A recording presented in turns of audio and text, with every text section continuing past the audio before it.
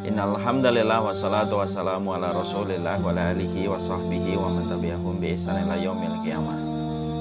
Keluarga besar Eksan yang semoga selalu dipanjangkan umurnya, selalu diberikan petunjuk sebagaimana petunjuknya para nabi dan para rasul. Alhamdulillah, pada kesempatan siang kali ini kita bertemu dan berjumpa pada majelis Taman Surga, dan tidak ada tempat kita untuk bersyukur kecuali kepada Allah. Sabar dan syukur itu pakaian yang bergonta-ganti dalam setiap musim perjalanan kehidupan kita menuju kepada surganya Allah. Tidak mungkin orang itu akan mendapatkan surga sampai dia bersabar, dan tidak mungkin pula dia akan mendapatkan surga sampai dia bersyukur. Semoga senantiasa hati kita bergonta-ganti antara bagian kesabaran dan kesyukuran, di antara kelapangan dan kesempitan yang kita jumpai. Semoga Allah memudahkan kita bersabar dan bersyukur kepadanya dalam setiap urusan kehidupan kita. Alhamdulillah, pada kesempatan hari ini kita berjumpa, dan maaf tadi sini duhurnya 12.15, jadi baru saja menyelesaikan sholat langsung ke atas, jadi baru kita bisa mulai 12:30. Semoga dengan waktu yang singkat tanpa mengurangi makna dan keberkahan yang kita akan dapatkan insyaallah. A'udzu billahi minasy syaithanir rajim. Bismillahirrahmanirrahim.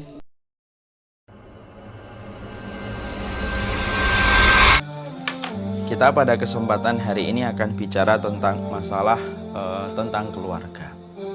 Tentunya kita paham bahwasanya sebenarnya ini adalah nasihat yang saya berikan untuk diri saya sendiri. Karena sebaik-baik ilmu itu adalah ketika disampaikan untuk menasihati diri kita sendiri dan untuk menampar diri saya sendiri. Dan kita semoga dengan saling berbicara pada majelis ini tentang masalah keluarga, maka ada banyak hal-hal yang baik yang kita jumpai di dalam keluarga kita. Karena tentunya kita harus paham keluarga itu sangatlah besar di dalam kehidupan iman kita kepada Allah. Tidak ada perkara yang besar pada kehidupan kita setelah kita beriman kepada Allah, menjalankan sunnah, kecuali terletak pada urusan keluarga kita. Makanya urusan keluarga itu perkara yang besar. Makanya kita jumpai di dalam sebuah riwayat dari Bara' bin Azib bahwasanya ketika manusia itu sudah berada di alam kuburnya, lalu mereka mampu menjawab pertanyaan Munkar dan Nakir, maka sesungguhnya para penghuni kubur itu berteriak. Dan tahukah kita teriakan apa yang diteriakan oleh penghuni kubur setelah mereka menyelesaikan ujian yang pertama ketika ditanya Munkar dan Nakir? Mereka berteriak, "Ya Rob, aqimis sa'ah hatta arji ila ahli." Mereka itu berkata, "Ya Robku, tegakkanlah hari kiamat supaya aku lekas bertemu dengan keluargaku." Ini menunjukkan kepada kita bahwasanya kedudukan keluarga itu penting banget. Sampai ketika kita melewati kematian, guncangan sakaratul maut, guncangan kematian, itu pun tidak akan merontokkan memori kita bersama dengan keluarga. Makanya teriakan penghuni kubur ketika menyelesaikan pertanyaan dari malaikat Munkar dan Nakir adalah keinginan dia untuk kembali lagi kepada keluarganya, untuk menunjukkan betapa istimewanya keluarga dalam kehidupan kita dan kehidupan matinya kita dan kehidupan kita di akhirat. Itulah yang dinamakan keluarga. Makanya apapun yang sedang kita rasakan pada saat ini bersama keluarga, pastikan bahwasanya keluarga itu menempati posisi yang paling dalam kehidupan sanubari dan kalbu kita. Dan itu tidak akan mungkin dihilangkan dengan apapun, sampai kematian pun tidak bisa menghapuskan memori seseorang bersama dengan keluarganya. Makanya disinilah kita paham, makanya pernikahan dan keluarga itu menjadi perkara yang besar. Makanya kalau boleh kita sampaikan pula, nanti ketika manusia itu berada di surga tidak ada yang sendirian, kecuali mereka pasti memiliki keluarga. Makanya Allah berfirman di dalam salah satu ayatnya, "Walahum fiha azwajum mutahharah." Sesungguhnya manusia itu ketika di surga mendapatkan pasangan-pasangan yang disucikan, karena tidak ada jomblo dalam kehidupan di surga. Makanya salah satu syariat yang masih disisakan dari kehidupan di dunia pada kehidupan di akhirat itu syariat menikah. Syariat sholat selesai, syariat tawaf selesai, syariat puasa selesai, tapi syariat menikah itu masih ada. Makanya ada pernikahan-pernikahan yang terjadi pada kehidupan di surga untuk membentuk keluarga, supaya memberikan arti pada kehidupan kita bahwasanya keluarga itu merupakan masalah yang besar, dan itu juga dilakukan dan itu juga diperhatikan oleh Allah. Walaupun manusia sudah berada di surga, tidak ada yang dibiarkan oleh Allah kecuali mereka memiliki keluarga kecil ketika mereka di dalam kehidupan di surga. Ini menunjukkan betapa besarnya peranan keluarga dalam kehidupan iman. Makanya ada satu doa yang kita sama-sama hafal. Ada doa yang kita familiar betul. Doanya itu adalah doa ketika kita mengucapkan Rabbana hablana min azwajina wa dzurriyyatina qurrata a'yun waj'alna lil muttaqina imama. Makanya ada satu doa yang kita sering sekali ucapkan, ya Allah berikanlah kepada kami, yaitu adalah pasangan-pasangan yang menjadi qurrata ayun dan keturunan yang menjadi qurrata ayun, dan waj'alna lil muttaqina imama, dan jadikanlah kami itu imam bagi orang yang bertakwa. Kalau kita perhatikan di dalam doa ini ada dua permohonan yang kita minta. Permohonan yang pertama, kita minta supaya kita diberikan oleh Allah istri dan pasangan-pasangan dan anak-anak yang qurrata ayun. Permohonan kita yang kedua, dijadikan imam bagi orang yang bertakwa, atau menjadi pahlawan dan pemimpin-pemimpin bagi orang yang bertakwa. Mungkin kalau kita membacanya tanpa mentadaburi mungkin akan lewat saja maknanya. Tapi kalau kita mentadaburi, ternyata kita akan menjumpai kenapa ada kata permohonan supaya kita menjadi imam, pemimpin bagi orang yang bertakwa setelah kata qurrata ayun yang kita minta pada keluarga kita. Ternyata para ahlul ilmi mengatakan karena pemimpin-pemimpin di agama ini atau pemimpin keimanan itu tidak akan pernah didapatkan kecuali itu dilahirkan dari keluarga yang qurrata ayun. Makanya pahlawan Islam kalau kita perhatikan di dalam sejarah Islam dan panggung sejarah, tidak pernah kita jumpai pahlawan Islam kecuali mereka lahir dari keluarga yang betul-betul qurrata ayun. Lahirlah anak-anak yang mereka bertumbuh kembang dengan baik dari keluarga yang qurrata ayun. Akhirnya mereka keturunan-keturunannya menjadi imam bagi orang yang bertakwa. Dan itu menunjukkan bahwasanya urusan keluarga itu urusan besar dalam kehidupan iman. Dan itu berbeda dengan peradaban yang kita jumpai di barat. Hari ini tentunya kita di barat mendapati bahwasanya salah satu degradasi moral di antara peradaban barat itu sudah tidak lagi mengenal kultur keluarga.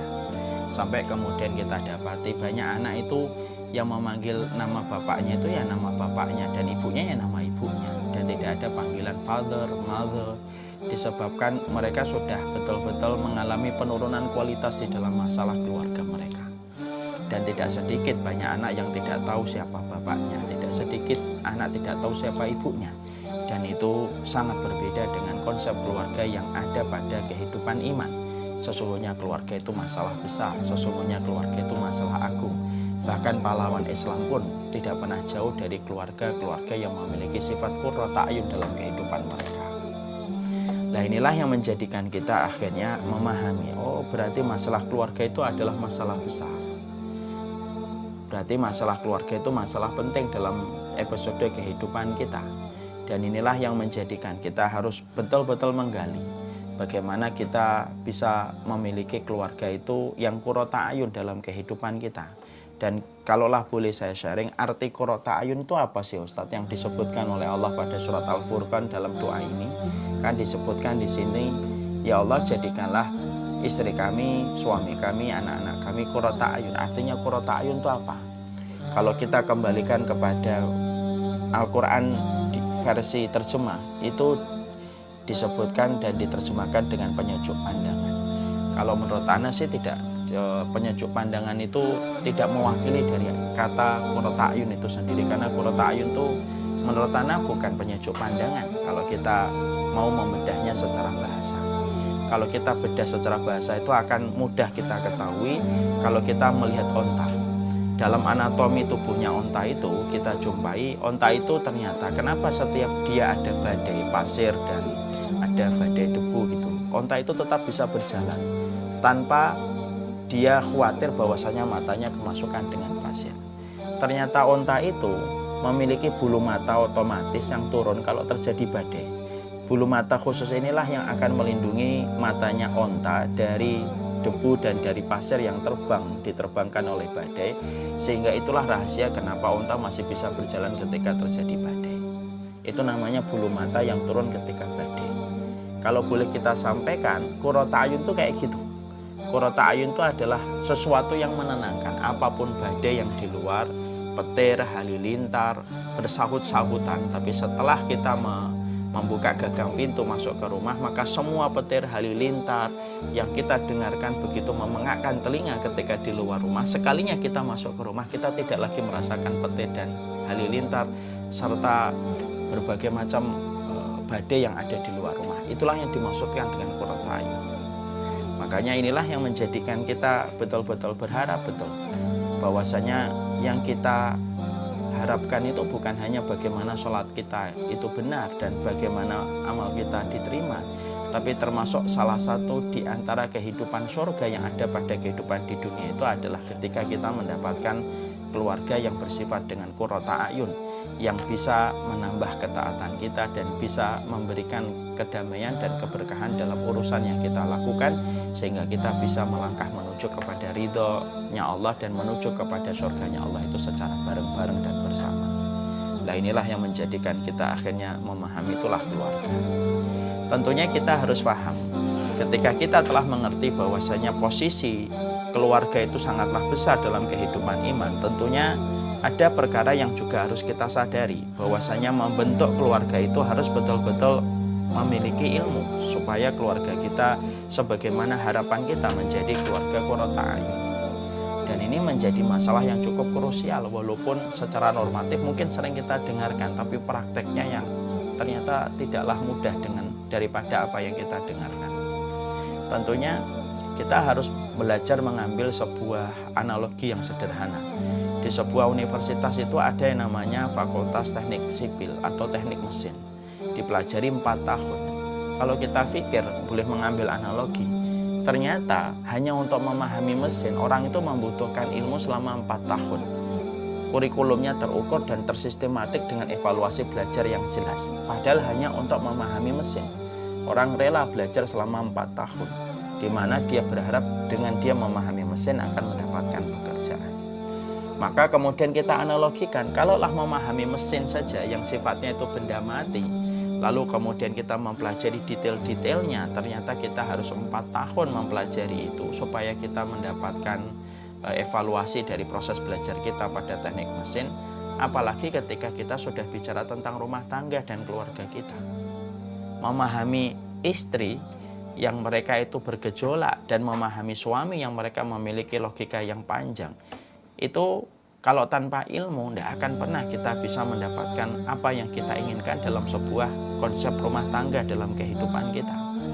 Karena ternyata perhatian kita kepada mesin bagi mereka yang sekolah di teknik mesin itu ternyata terkadang itu lebih besar konsentrasi yang diberikan untuk memahami mesin daripada memahami keluarga. Padahal memahami manusia yang mereka itu makhluk yang dinamis dan bergerak, mereka memiliki logika, mereka memiliki perasaan, mereka memiliki anak pula, ada anak laki-laki dan anak perempuan. Tentunya itu jauh lebih memerlukan ilmu daripada kita memahami mesin yang sejatinya benda mati. Tetapi kemudian justru kita memaklumi ketika memahami mesin itu sampai 4 tahun. Nah, inilah yang menjadi sebuah perenungan untuk kita. Dalam kehidupan rumah tangga inilah yang menjadikan kita harus betul-betul saling mengisi, bahwasanya di antara perkara yang penting dalam kehidupan kita berumah tangga adalah bagaimana kita memahami ilmu supaya setiap prosesnya dalam setiap langkah kita di dalam berkeluarga itu mendapatkan kerahmatan dan keridhaan dari Allah Subhanahu wa taala. Makanya disitulah kita akhirnya memahami betapa pentingnya kehidupan ilmu dalam kehidupan kita ketika kita bersama dengan keluarga kecil yang Allah berikan dalam kehidupan kita. Setelah kita memahami betapa kita ini memerlukan ilmu, dan inilah yang menjadikan kita membahas ini. Kita pengen sekali membahas karena kita juga paham bahwasanya pernikahan itu badainya besar. Pernikahan itu kalau boleh kita ilustrasikan, pernikahan itu kayak mawar. Tetapi di balik indahnya mawar itu ada duri yang tajam yang siap melukai tangan kita. Pernikahan itu ibarat lautan yang begitu tenang permukaannya dan biru, cantik, indah dipandang dan sangat enak untuk difoto dan bagus untuk difoto. Tapi di balik ketenangan permukaan air laut itu, di situ ada karang yang siap untuk merobek kapal yang kita miliki ketika kita berlayar. Nah, karena itulah yang menjadikan kita memahami betul. Ketika kita paham bahwasanya pernikahan itu indah, tetapi di balik sisi indahnya itu ada durinya. Pernikahan itu indah sebagaimana cantiknya permukaan laut yang biru terpantul dari langit. Tetapi ternyata di tenangnya permukaan itu ada karang yang siap untuk merobek kaki kehidupan kita dan kapal yang kita miliki. Nah, itulah yang menjadikan kita akhirnya harus betul-betul memahami apa sih yang dinasihatkan oleh para ulama terdahulu untuk saya, semua teman-teman yang ada di depan saya ini, supaya betul-betul kita mampu mengevaluasi bagaimana kehidupan rumah tangga kita. Karena sekali lagi, kalau kita ingin berkontribusi untuk memberikan sesuatu pada agama Allah, salah satunya adalah pastikan keluarga kita ini qurrata ayun. Karena dari keluarga qurrata ayun akan lahir anak-anak yang menjadi imam bagi orang-orang yang bertakwa. Lil muttaqina imama. Itu adalah didapatkan ketika kita telah berhasil menjadikan keluarga kita adalah keluarga qurrata ayun. Karena sekali lagi, pahlawan Islam itu tidak pernah jauh dari keluarga yang betul-betul mereka memiliki sifat penyejuk pandangan dalam kehidupan mereka. Makanya kemudian ada beberapa hal yang saya beberapa hari ini itu sedang membedah kembali tentang apa sih nasihat para ulama terdahulu di dalam pernikahan, di dalam kemudian keluarga kita. Karena masalah keluarga itu tentunya masalah besar dan tentunya petunjuknya juga banyak. Maka inilah yang kemudian kita ingin bahas. Ada beberapa nasihat yang kita layak untuk kita jadikan renungan bareng-bareng, renungan bersama tentang bagaimana hubungan kita dan bagaimana konsep di dalam keluarga yang diatur dan disampaikan petunjuknya oleh orang-orang para ahlul ilmi terdahulu. Yang pertama yang disampaikan kemudian oleh para ulama itu adalah pastikan bahwasanya pernikahan itu betul-betul adalah ibadah. Bahwasanya pernikahan itu betul-betul adalah karena ibadah. Kalau kemudian pernikahan itu sudah diletakkan ibadah, berarti pernikahan itu yang paling puncak, yang paling besar faktornya itu adalah karena ibadah, bukan karena cinta, bukan karena kasih sayang. Kita kan hari ini masuk tahun 2021, banyak sekali yang masih mempersepsikan, mungkin karena korban sinetron Korea gitu, menganggap bahwasanya pernikahan itu yang paling penting cintanya dan yang paling penting itu kasih sayangnya. Maka sesungguhnya ternyata para ulama itu menjelaskan cinta dan kasih sayang itu hanyalah bumbu, rempah-rempahnya. Tapi ternyata bukan itu yang paling pokok dalam pernikahan yang harus kita miliki. Karena apa? Karena cinta itu bisa hilang disebabkan kekecewaan yang kita peroleh. Kasih sayang itu bisa menipis dengan berbagai macam perkara yang tidak terduga yang dilakukan oleh pasangan kita. Kalau kemudian pernikahan itu hanya didasarkan kepada cinta dan kasih sayang, pastinya itu akan cepat berubah. Karena musim panas tahun depan tidak akan sama dengan musim hujan hari ini, ketika cinta dan kasih sayang itu bisa berubah dengan cepat. Makanya kalau kemudian kita mempersepsikan pernikahan sama dengan orang yang tidak punya iman dan tidak punya ilmu, hanya berdasarkan cinta dan kasih sayang mentoknya di sini, yang dikhawatirkan adalah porak-poranda pernikahan kita ketika kita merasa tidak ada lagi cinta dan tidak ada lagi kasih sayang. Makanya kemudian yang pertama yang disampaikan para ulama, pernikahan itu harus diletakkan pada fondasi ibadah. Nanti kita bahas dulu ibadahnya itu apa. Tapi kembali kita di sini bahwasanya kita harus mengevaluasi bukan cinta dan bukan kasih sayang.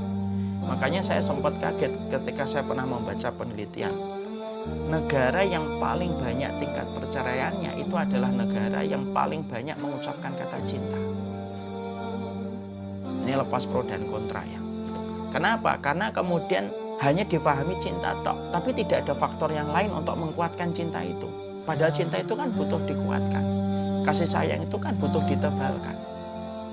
Makanya banyak orang pemain-pemain sinetron, ketika dia main sinetron bisa begitu harmonis betul, sampai membuat orang itu menangis gitu melihat alur ceritanya dan peran yang mereka bawakan. Tapi sekalinya dalam real kehidupan ternyata mereka tidak bertahan lama.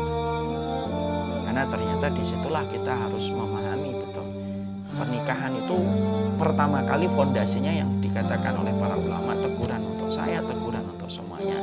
Pastikan bahwasanya pernikahan yang kamu selenggarakan itu adalah karena Allah. Dan itu ibadah. Makanya ketika sudah menyebut kata ibadah, pernikahan itu ibadah, berarti ada 3 konsekuensinya. 1, berarti pernikahan itu betul-betul harus diniatkan karena Allah. Walaupun ini tampaknya normatif, tapi ini ternyata cukup penting. Dan kita harus merenungkan betul bahwasanya pernikahan kita ini cinta atau merayakan pernikahan ini karena Allah atau cuma merayakan cinta yang kita rasakan begitu besar pada saat kita itu ingin menikahi dan ingin dinikahi olehnya.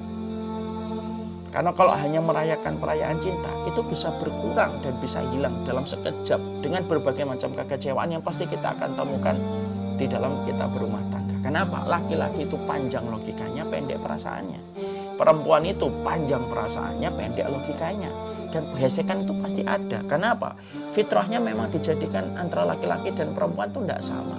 Pupilnya mata laki-laki beda dengan pupilnya perempuan. Perempuan itu melebar, laki-laki memanjang. Dari cara itu aja sudah berbeda. Makanya kemudian akhirnya para ulama itu mengatakan pernikahan itu ibadah. Berarti ibadah itu apa? Harus diniatkan karena Allah. Makanya kalau sudah betul-betul kita memahami betul bahwasanya pernikahan itu adalah karena Allah, dan itu betul-betul kita hadirkan dalam setiap refleksi, dalam setiap perenungan kita gitu, bersama dengan istri kita, bersama suami kita, sekali-kali kita duduk bareng berpegangan tangan dan saling bertanya, kita ini pernikahannya karena Allah enggak sih? Maka kalau sudah disertakan Allah dalam setiap langkah komitmen seorang laki-laki dan perempuan dalam sebuah malige pernikahan, ada sebuah kata-kata yang bagus. Kalau Allah sudah kamu sertakan, kalau cintamu turun, Allah yang menaikkan. Kalau kasih sayang yang menipis, Allah yang menebangkan. Karena itu kemudian itu hanya bisa dilakukan kalau kita menyertakan Allah. Siapa yang menggenggam hati istri kita? Kadang-kadang kan banyak laki-laki yang merasa bahwasanya dialah yang menggenggam hati istrinya. Ketika dia nikahin, diatur pokoknya kamu istri saya, berarti hatimu saya menguasai. Tidak bisa. Yang menguasai hati istri kita Allah. Sebagaimana yang menguasai hati suami kita adalah Allah. Ya kan? Berapa banyak istri pagi hari masih senyum, siang hari dia sudah ngambek, berat karena sesuatu. Dan bisa jadi juga sama, laki-laki malamnya masih baik-baik aja, paginya ternyata dia sudah terjatuh dalam dosa besar gitu hatinya ketika sampai melakukan sesuatu yang dibenci oleh Allah. Kan sering kejadian kayak gitu. Disitulah kita mengambil sebuah pelajaran, berarti pernikahan itu harus disandarkan kepada Allah. Betul itu. Dan ini memang tampaknya normatif karena selalu para ustadz menyampaikan kayak gitu. Tapi ternyata ini betul harus kita hadirkan dalam setiap landasan pernikahan kita. Pernikahan itu betul-betul karena Allah, bukan karena cinta. Kalau pandangan orang yang tidak beriman, tidak paham ilmu karena cinta, kita maklum lah, memang sebatas itu preferensi yang dia miliki. Tapi bagi kita yang sudah menjadi penuntut ilmu, kita sudah menjadi muslim, mukmin yang kenal dengan Allah, ini harus dikaitkan dengan akhirat, harus yakin gitu. Bahwasanya pernikahan ini karena Allah. Kan kita disebut oleh Allah mukmin. Mukmin itu kalau bahasa kita itu ya orang yang yakin, believers, orang yang yakin betul gitu. Bahwasanya pernikahan ini karena Allah. Makanya inilah yang menjadi salah satu di antara hal yang mengagumkan dari pernikahan orang tua kita dulu, kakek nenek kita gitu. Kenapa pernikahan mereka lama padahal nggak pernah pacaran gitu. Mereka sampai mampu bertahan gitu. Ternyata mereka simple. Ilmunya mereka dengan ilmunya kita itu mungkin banyakan kita hari ini. Kita akses mendapatkan ilmu. Nah, kita akses mendapatkan ilmu itu luar biasa. Beda dengan kakek nenek kita yang akses mendapatkan ilmu pada saat itu terbatas banget. Tapi Masya Allah gitu. Kenapa mereka begitu luar biasa dalam pernikahan kita yang sering membuat cucu-cucunya kagum dengan pernikahan kakek dan neneknya? Karena ternyata mereka paham betul ketika mereka mengatakan nikah itu ibadah. Berarti mereka lakukan itu karena Allah. Makanya seorang istri tidak akan mampu bertahan berbuat baik kepada suaminya kalau dia lakukan berbuat baik itu bukan karena Allah, tapi cuma karena suami. Tidak akan bertahan lama. Kenapa? Karena bagaimanapun ekspresi dan kemudian cara seorang laki-laki berterima kasih kepada kebaikan seorang istri itu beda gitu. Sebagaimana kalau seorang suami berbuat baik kepada istrinya, kalau dia tidak niatkan karena Allah, pasti akan kecewa betul ketika dia sudah merasa memberikan sandang, papan, dan pangan, tapi terkadang apa yang kita peroleh, inputnya untuk diri kita itu tidak sesuai dengan ekspektasi kita. Makanya ada bahasa ihtisab, mengharapkan pahala di sisi Allah. Ada bahasa hari akhir. Antum-antum, saudara-saudaraku, pernah nggak membayangkan, pernah nggak merenungkan kenapa Allah, kenapa Rasulullah itu dan Allah sering sekali menggandengkan kata Allah dan hari akhir. Mangkana yu'minu billahi wal yaumil akhir, mangkana yu'minu billahi wal yaumil akhir. Kenapa Allah itu selalu digandengkan dengan kata hari akhir gitu? Padahal rukun iman itu kan banyak, rukun iman itu banyak. Tapi kenapa kemudian digandengkan Allah dan hari akhir? Karena kalau bukan karena kehidupan nanti yang kedua, hari akhir, ya kita tidak akan bisa berbuat semaksimal mungkin di dalam kita mengarungi pernikahan yang bernama ibadah. Kalau kemudian kita tidak kembalikan kepada Allah dan hari akhir yang kita akan temukan panen dari apa yang kita lakukan. Makanya kalau istri, kalau saya kemudian tanda petik, kenapa banyak istri itu tahu ridhonya suami itu adalah pintu tengahnya surga. Tapi kenapa kok sering lupa gitu? Karena sering sekali istri itu ketika berbuat baik kepada suaminya, yang diharapkan itu adalah timbal balik yang sama dari suaminya. Padahal suami itu tetap manusia biasa yang terkadang tidak sensitif terhadap sebuah sinyal dan perasaan. Sama, seorang laki-laki itu kalau ingin berbuat baik kepada istrinya, lalu karena istrinya, istri kita itu tetap manusia yang dikuasai oleh perasaan. Makanya kemudian akhirnya harus dikembalikan lagi kepada proses bagaimana itu dia memahami pernikahan itu ibadah. Yang pertama itu adalah karena Allah Subhanahu wa Ta'ala. Makanya Masya Allah ya. Makanya tahu nggak kita sunahnya kita kalau nikah?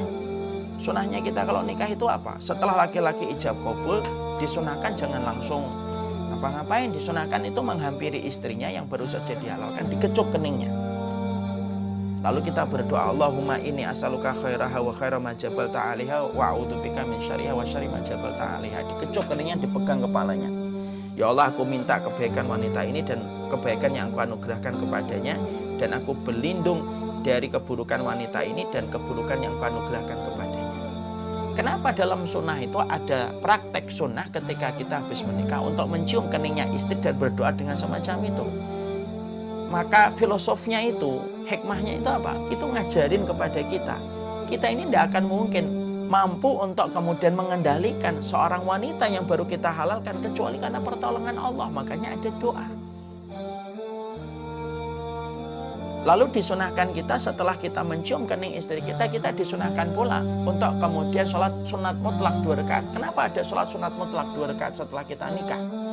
Supaya menanamkan kepada kita sebuah perkara yang penting gitu. Tidak ada pandangan yang paling indah yang dilihat oleh seorang istri ketika baru saja dihalalkan oleh laki-laki yang telah membawa dunia dan akhiratnya ke pundak dia, kecuali pandangan istri itu yang paling indah yang melihat suaminya di atas sajadah, di atas perkara sholat. Dan tidak ada pandangan yang paling menyejukkan seorang laki-laki ketika dia sholat sunnah mutlak 2 rakaat bersama dengan istrinya yang baru saja dia halalkan, kecuali dia melihat itulah makmum saya yang siap akan mengikuti saya dalam urusan dunia dan akhirat saya, yaitu melihat Allah. Makanya sujud kan melihat Allah. Kita sholat itu kan melihat Allah ya. Makanya kemudian bulan madu pertama itu ya bulan madu di atas sajadah. Bulan madu pertama itu ya bulan madu di atas sholat kita. Bulan madu pertama itu ya mata kita yang tertuju di tempat sujud. Kenapa ada ritual mencium kening, ada ritual sholat sunnah mutlak 2 rakaat? Untuk mengajarkan kepada kita bahwasanya pernikahan ini tuh harus betul-betul dibantu oleh Allah dengan berbagai macam ketaatan yang kita lakukan, supaya pernikahan ini betul-betul menjadi qurrata ayun di masa mendatang. Karena yang menggenggam hati wanita yang kita halalkan Allah, yang menggenggam hati laki-laki yang menghalalkan kita adalah Allah. Dan itu Masya Allah luar biasa ya nasihatnya para ulama itu. Dan inilah yang kemudian kita harus mengerti. Nah, tentunya kan kita paham betul ya, ikhwan-ikhwan, saudara-saudaraku ya. Orang yang paling setia dengan kita itu kan keluarga kita. Kalau kita meninggal dunia, siapa yang paling lama mendoakan kita? Ya keluarga kita. Anak kita, istri kita, suami kita, atau orang tua kita. Makanya ikatan ini harus kemudian betul-betul karena Allah. Kenapa? Karena yang mengintai sebuah pernikahan supaya rusak pernikahan itu adalah setan. Karena setan itu tidak ada yang dia inginkan kecuali mendapati dua orang yang sudah menikah kecuali rusak. Menghadapi setan itu kan susah. Mau menghadapi corona aja kita tidak kelihatan kasat mata, kita tidak ngerti kok siapa yang kena dan tidak kena kok. Apalagi menghadapi setan yang jauh lebih tidak kelihatan daripada COVID-19. Makanya kalau sudah menghadapi setan, karena pernikahan itu semenjak orang menghalalkan karena Allah, semenjak saya menghalalkan istri saya Bibu, semenjak saat itu berarti setan itu sudah masang berbagai macam CCTV untuk memanfaatkan kelengahan saya dan celahnya saya supaya rusak. Dan itu juga kita rasakan. Lah, untuk menundukkan setan ini tidak ada yang kemudian kita bisa lakukan kecuali mendekat kepada pemilik dari makhluk ini, yaitu adalah Allah. Makanya Imam Ibnu Qayyim itu pernah berkata, kalau kita ingin menghadapi di depan kita ini ada anjing, ternyata anjingnya banyak. Apa yang kita lakukan untuk melewati jalan itu supaya kita tidak diganggu dengan anjing? Jangan dihadapin anjingnya berjibaku sendirian. Salah. Kata Imam Ibnu Qayyim, minta tolong kepada pemilik anjing supaya pemilik anjing itu meminggirkan dulu anjingnya supaya kita bisa lewat. Menghadapi setan ini yang mereka tidak suka dengan pernikahan saya, pernikahannya Mas Laudi, pernikahannya semuanya. Setan itu tidak suka, sudah memproklamirkan mereka itu. Mereka nggak suka dengan pernikahannya manusia. Karena tahu di situ ada banyak keberkahan yang akan mereka petik dalam kehidupan di akhirat. Makanya kemudian yang mereka lakukan itu apa? Memproklamirkan betul supaya kemudian berpisah. Lalu kemudian disitulah kita paham. Berarti kalau kita salah satunya menundukkan setan yang terus bergerilya untuk merusak kehidupan pernikahan kita, disitulah kita kemudian paham ada Allah yang harus kita sertakan. Makanya nikah itu ibadah yang pertama. Nikah itu ibadah karena di situ harus ada Allah. Jadi nikah itu bukan merayakan perasaan cinta semata. Iya boleh pernikahan itu merayakan perasaan cinta, tapi ada yang lebih tinggi daripada merayakan perasaan cinta, yaitu adalah gembiranya kita ketika kita beribadah dengan orang yang telah dihalalkan oleh Allah untuk kita. Makanya poin yang pertama, pernikahan itu ibadah. Pernikahan itu ibadah, yaitu harus disertakan karena Allah. Makanya sampai para ulama ngasih nasihat untuk kita semuanya. Ayo sekali-kali pegang tangan suaminya, pegang tangan istrinya, ngobrol, merefleksikan keimanan. Kita ini nikah apa sih Mas? Karena Allah atau enggak? Karena itulah perkara yang Masya Allah ya, sering kita dengar tapi sering kita lalaikan. Padahal disitulah sebuah pertolongan besar yang kita dapatkan kalau kita sudah meletakkan pernikahan itu karena Allah. Ini yang pertama. Konsekuensi mengatakan pernikahan itu ibadah ada yang kedua dan yang ketiga. Ini baru poin yang pertama. Tapi sudah jam 1:05 ini. Masya Allah cepat sekali tanpa terasa. Mungkin karena tadi saya mendengar dari Mas Laudi cuma sampai jam 1 saya menepati janji saya. Mungkin insya Allah kapan-kapan kita akan teruskan. Tapi saya kenapa memilih tema ini? Karena kadang-kadang kita bicara masalah besar gitu, masalah gede, masalah perjuangan dan lain sebagainya gitu, amar ma'ruf nahi munkar dan lain sebagainya. Tapi kadang-kadang malah justru yang menyedihkan itu apa? Justru malah kita ini tidak kuat di dalam keluarga kita. Padahal ini merupakan salah satu anak tangga yang penting. Kalau kita ingin mendapatkan kebaikan surga itu ya perhatikan qurrata ayun pada keluarga kita. Sampai kita kalau ingin melahirkan pahlawan Islam yang memperhatikan bagaimana kualitas kita dalam berkeluarga. Wallahu a'lam bishawab.